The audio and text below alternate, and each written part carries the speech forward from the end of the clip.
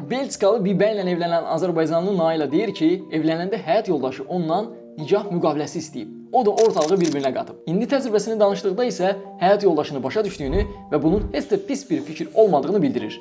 Gəlin görək nikah müqaviləsi nə olan şeydir. Nikah müqaviləsi iki tərəfin evlənməmişdən əvvəl bağladığı, sahib olduğu mülklərin necə idarə ediləcəyi və ayrılıq baş verərsə, necə bölüşdürülməsini müəyyən edən rəsmi bir sənəddir. Nikah müqaviləsini bəziləri yanlış anlayır. Elə başa düşür ki, bu bütün mülkün kişiyə qalması deməkdir. Elə deyil. Nikah müqaviləsi hər iki tərəfi qoruyur. Sadəcə qərarı yetkin insanlar olaraq tərəflər özləri əvvəzədən alır. Üçüncü tərəfin fikrinə ehtiyac duymur. Yəni bu müqavilə nəticəsində əgər qadın evlilik müddətində işləyib zəhmətlə aldığı mülk və ya qurduğu biznes olarsa, bu mülk qadının özünə qalır. Kişi o mülk üzərində haqq iddia etmə şansını itirir. Bəziləri deyər, bu necə ailədir ki, qurulmamışdan əvvəl mülk söhbəti edilir. Rəsmiyyətə, müqaviləyə nə ehtiyac var? Bəs elə isə nikah şəhadətnaməsi nədir? Xeyir ola bir müqavilə qırmızı olanda olur, ağ olanda olmur. Hər bir halda hər kəsin öz işidir, öz yanaşmasıdır. Mən nikah müqaviləsinin normallaşmasının tərəfdarıyam. Hər dəfə nikah müqaviləsindən söhbət düşəndə nüvə silahlarını təhvil vermiş Ukrayna yadıma düşür. O Ukrayna ki,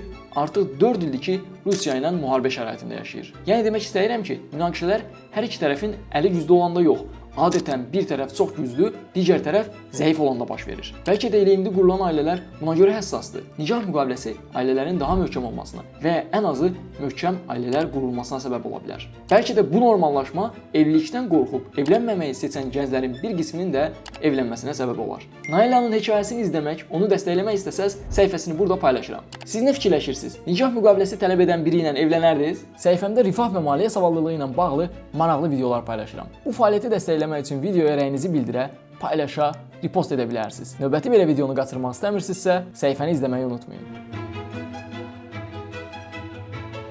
Rəylərdə görüşənədək sağ olun, sağlıqla qalın.